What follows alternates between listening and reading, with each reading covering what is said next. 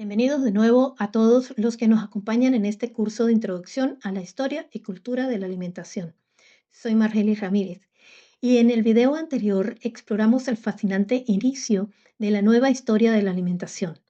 Hoy, en esta nueva entrega, ya el quinto video del primer módulo, profundizaremos en la evolución metodológica que permitió que la alimentación pasara de ser un tema marginal a una disciplina central en las humanidades y las ciencias sociales.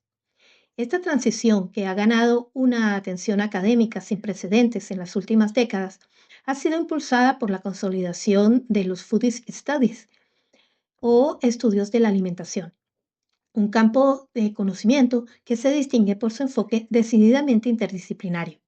La tesis central de este video es que dicha evolución metodológica no ha sido lineal, sino que se ha desarrollado a través de un proceso dialéctico de tensión y posterior síntesis entre dos grandes paradigmas historiográficos. El cuantitativo, que buscó la objetividad a través de los datos mesurables, y el cualitativo, que exploró el significado y la experiencia humana. En sus inicios, la vieja historia de la alimentación presentaba un carácter marcadamente descriptivo, pintoresco y anecdótico. A menudo se la consideraba una historia pequeña o de lo trágico, relegada a notas al pie de estudios más amplios sobre demografía o política.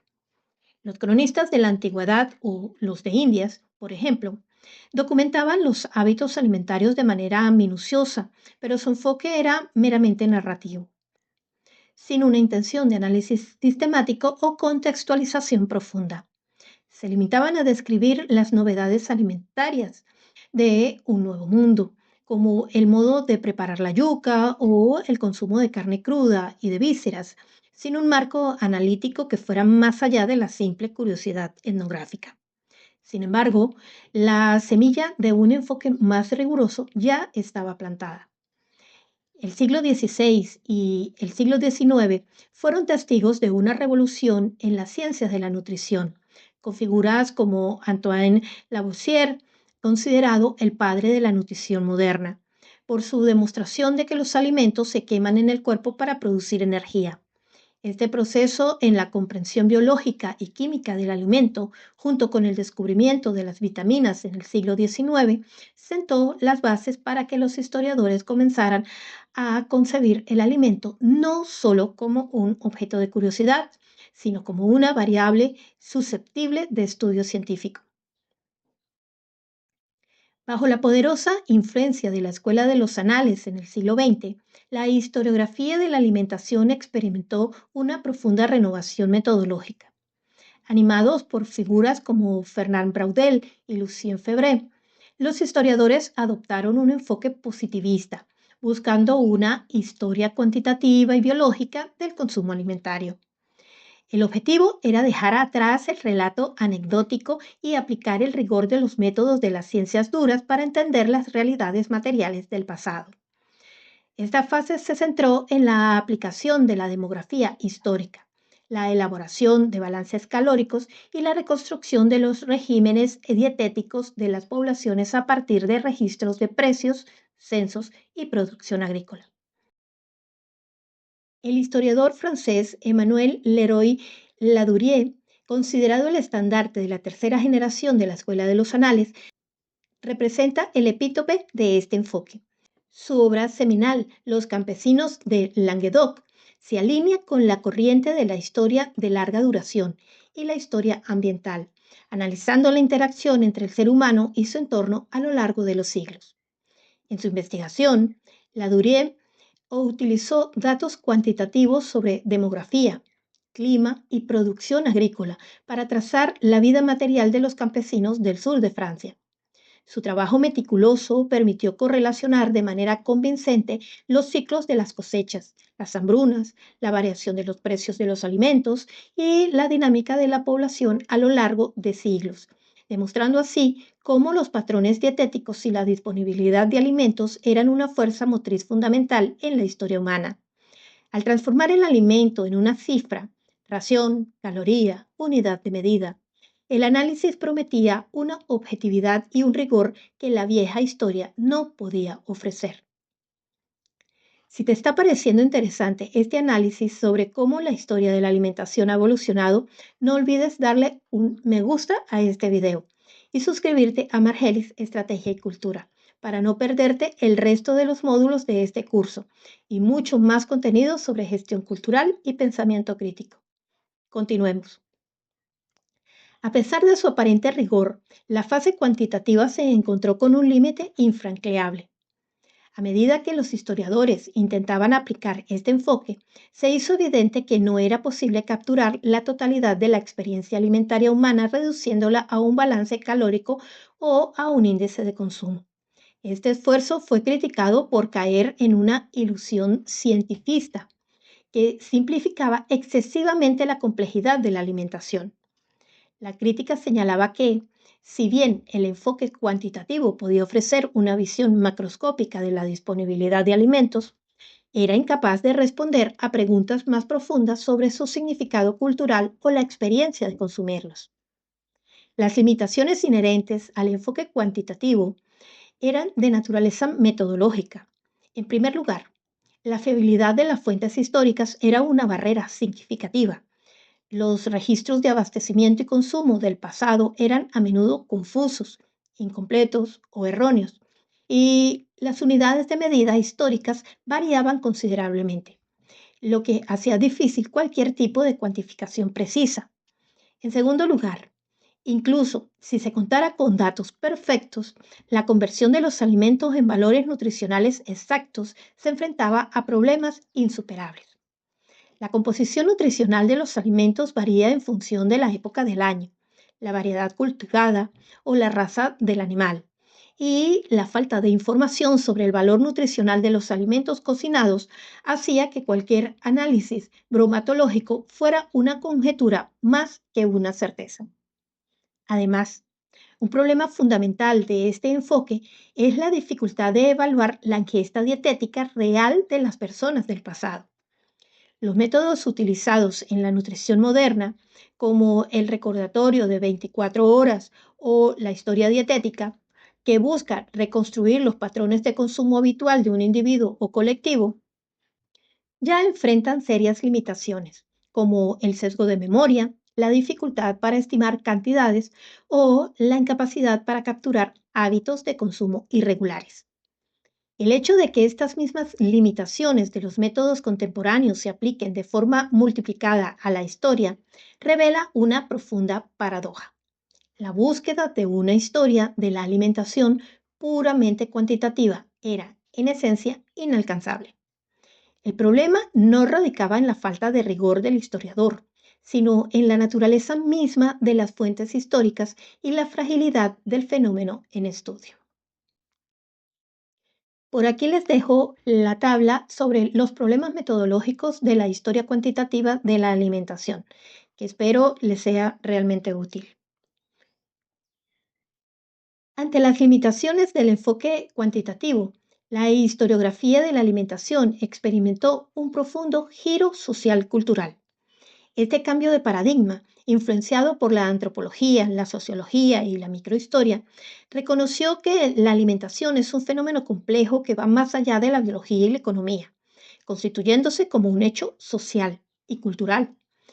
El foco se desplazó de lo que la gente comía, calorías, raciones, a por qué comía, lo que comía y qué significaba para ellos.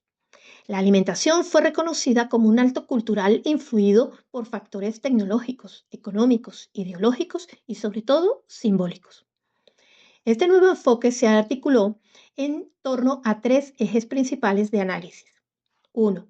Representaciones y simbolismos. La comida es un lenguaje que expresa estructuras de poder e ideologías. Las sociedades clasifican y otorgan significados a los alimentos, a menudo de forma inconsciente. Ejemplos históricos abundan, desde la dietética clásica que clasificaba los elementos según los 4 humores, caliente, frío, húmedo o seco, hasta el uso de especias como símbolos de poder y fuerza. El pan y el vino son considerados alimentos metahistóricos, con el pan simbolizando la abundancia, la inmortalidad y el trabajo, y el vino representando la juventud y la alegría. Esta simbología se extiende a la religión, donde la comida puede ser una ofrenda o un elemento central de rituales sagrados. 2. Prácticas y rituales. El análisis se centra en cómo se consume el alimento, las reglas de la mesa, los modales, la comensalidad y la forma en que se cocina y se sirve la comida revelan profundas jerarquías y normas sociales. La cocina, en este sentido, no es solo un conjunto de técnicas, sino un lenguaje o un sistema de comunicación que define lo que es comestible y los rituales del acto diario de comer. El acto de comer en compañía, por ejemplo, crea lazos de reciprocidad y pertenencia, sellando alianzas y reforzando la cohesión social. 3. Identidades y pertenencia. La alimentación es un vehículo crucial para la construcción de la identidad, tanto a nivel individual como colectivo. Al compartir una cultura alimentaria con normas, creencias y recetas transmitidas de generación en generación, un individuo se integra y pertenece a un grupo, mientras se diferencia de aquellos que comen de otra manera. En ese sentido, la frase somos lo que comemos se complementa con la afirmación de que comemos lo que somos. La comida se convierte en un signo de clase y estatus social, un mecanismo para la distinción y la autoafirmación. La obra que mejor ejemplifica este giro es, irónicamente, la de Emmanuel Leroy-Ladurie. Después de su trabajo cuantitativo, se sumergió en la microhistoria con Montaigu, una obra maestra que reconstruye la vida y la mentalidad de un pequeño pueblo del siglo XIV a partir de los registros de la Inquisición. A través de las deposiciones de los habitantes, Ladurie le dio voz a la gente común, revelando sus creencias sobre el amor, la muerte y la vida cotidiana, lo que incluía sus prácticas y representaciones alimentarias. De esta manera, el propio historiador, que había sido el estandarte de la macrohistoria económica, se convirtió en un pionero de la microhistoria cultural. Esta evolución en la carrera de Ladurie representa una metáfora viviente del cambio de paradigma en la historiografía de la alimentación. No fue un simple abandono del rigor, sino un reconocimiento de que las superestructuras de las creencias y los pensamientos estaban tan interrelacionadas con la base de la vida material y el medio ambiente que requerían un nuevo tipo de análisis, uno que las cifras por sí solas no podían ofrecer. A pesar del éxito de Montaigu, el enfoque cualitativo no estuvo exento de críticas, señalando el uso de pruebas orales de forma acrítica o las traducciones parafraseadas de las fuentes, lo que demuestra que cada metodología tiene sus propios desafíos. La etapa actual de la historiografía de la alimentación no busca la primacía de un paradigma sobre el otro, sino un esfuerzo de síntesis que combine lo mejor de ambos enfoques. El verdadero rigor reside en el diálogo constante entre la evidencia cuantitativa y el análisis cualitativo. Esta integración se justifica teóricamente bajo el concepto de la alimentación como un fenómeno biocultural. El enfoque cuantitativo proporciona el sustento biológico del acto de comer, respondiendo a la premisa de que somos lo que comemos en un sentido nutricional y material.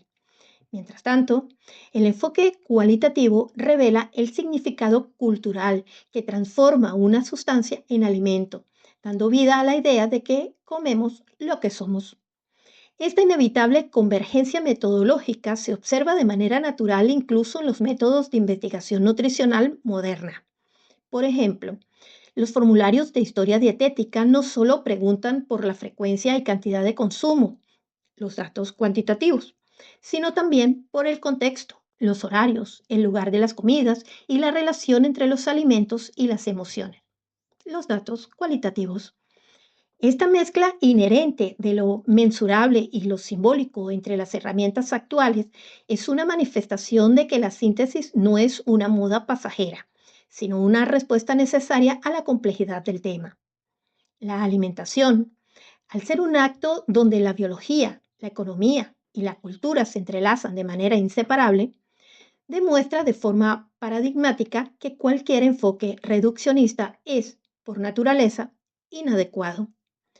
Esta visión integral es el fundamento de los Food Studies, que han consolidado la disciplina como un espacio de confluencia entre las humanidades, historia y antropología, las ciencias sociales, sociología y economía, y las ciencias naturales y biomédicas, nutrición y bromatología. El desafío actual reside en cómo reconciliar la macrohistoria de las estadísticas y los grandes ciclos de la microhistoria de las experiencias individuales, los sentimientos y las identidades. En retrospectiva, el viaje de la historiografía de la alimentación ha sido un trayecto desde lo pintoresco y anecdótico hasta un rigor metodológico multifacético. Inició con una fase cuantitativa que, aunque ambiciosa, se enfrentó a las limitaciones de las fuentes y a su propia ilusión cientifista. Esto condujo a un enriquecedor giro sociocultural que rescató el significado, la práctica y la identidad como elementos centrales del estudio histórico. La etapa actual, representada por los Food Studies, no exige la elección de uno u otro camino, sino una síntesis dialéctica. ¿Qué te parecen estos paradigmas?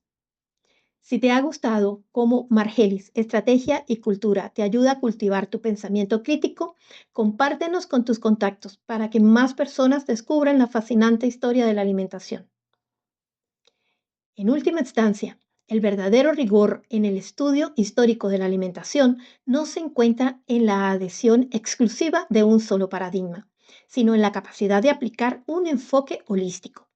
Este enfoque reconoce que el acto de comer es una manifestación única donde la biología material, la economía de la subsistencia y el significado cultural se entrelazan de manera inseparable. Mirando hacia el futuro, el estudio de la alimentación continuará evolucionando y la investigación interdisciplinaria será crucial para abordar los complejos desafíos contemporáneos, como la seguridad alimentaria, la globalización de los patrones de consumo y el impacto de la publicidad en las representaciones culturales de los alimentos. El camino de la anécdota al andamio metodológico no ha concluido, sino que ha alcanzado una nueva fase de madurez y convergencia. Espero que este video te haya proporcionado nuevas herramientas para comprender la complejidad de la historia de la alimentación. Si este análisis te ha parecido valioso para tu desarrollo integral y tu comprensión de la gestión cultural, por favor, dale me gusta a este video. Suscríbete a Margelis, Estrategia y Cultura para seguir explorando el arte, la gastronomía, la naturaleza y la artesanía con una perspectiva estratégica. Y no olvides activar la campanita para no perderte nuestra próxima entrega. Nos vemos en el siguiente video del curso Introducción a la Historia y Cultura de la Alimentación.